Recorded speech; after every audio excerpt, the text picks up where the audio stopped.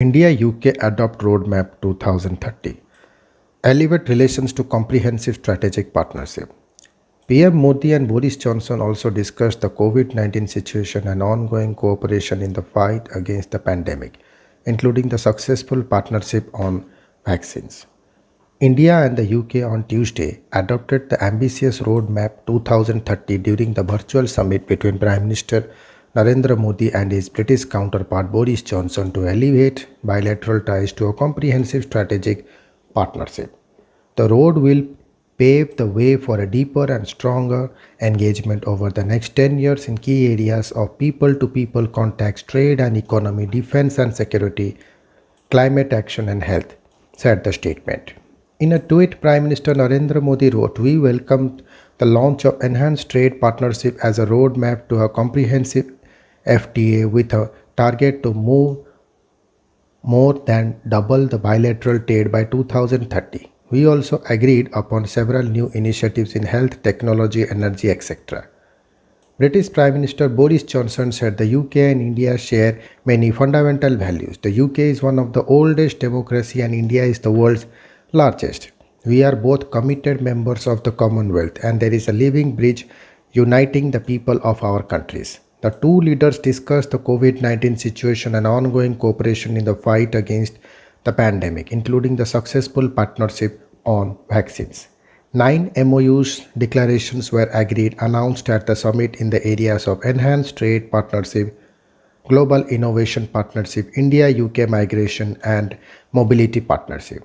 Intent on cooperation in the fields of digital technology, cooperation in the field of telecommunication, ICT, agreement on customs cooperation and mutual administrative assistance in customs matters, on new joint work between India and the UK on the India Energy Security Scenarios Calculator, medical products, pharmaceuticals.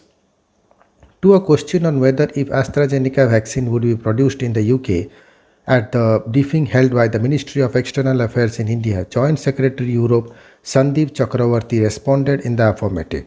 He said vaccine is an important area of bilateral discussion. Prime Minister Johnson did mention and inform Prime Minister that Serum Institute is investing in the UK and they will also be manufacturing in the UK. He in particular referred to research and collaboration on nasal vaccines. AstraZeneca Covishield vaccine is a collaboration between Oxford University, AstraZeneca and the Serum Institute of India and is developed in UK, made in India, distributed globally. They agreed to expand and enhance the existing UK-India vaccines partnership, highlighting the successful collaboration between Oxford University, AstraZeneca and the Serum Institute of India on an effective COVID-19 vaccine that is developed in UK, made in India and distributed globally. They emphasized that the international community should learn lessons and agreed to work together to reform and strengthen WHO and the global health security architecture to strengthen pandemic resilience, said the joint statement. The two sides also discussed the early conclusion of the free trade agreement between the two sides. They agreed to continue removing trade barriers on the path to FTA and the ambitious target of more than doubling India-UK trade by 2030.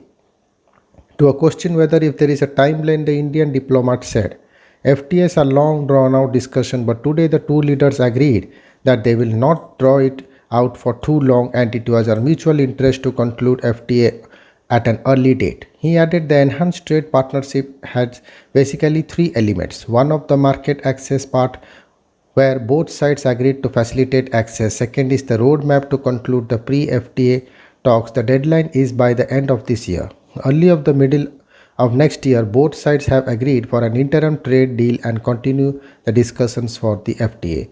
According to the British government statement, under the new trade partnership, 1 billion package in trade and investment can be expected, which includes over £533 million of Indian investment into the UK in a vital and growing sector such as health and technology. British exports to India worth around £446 million. This includes CMR Surgical exporting in next generation Versia surgical robot system which helps surgeons perform minimal access surgery being rolled out to hospitals in India.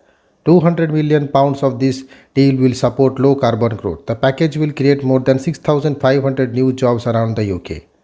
The two sides also decided to cooperate in the areas of counter-terrorism, cyber security, UNSC reforms, climate change, among other things. India and the UK launched a comprehensive partnership on migration and mobility that will facilitate greater opportunities for the mobility of students and professionals between the two countries.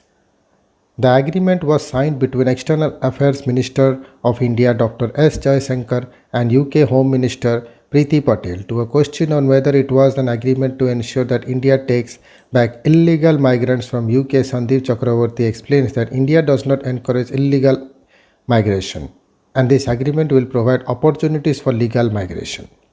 India does not encourage illegal migration. We are against it because that prejudices legal migration.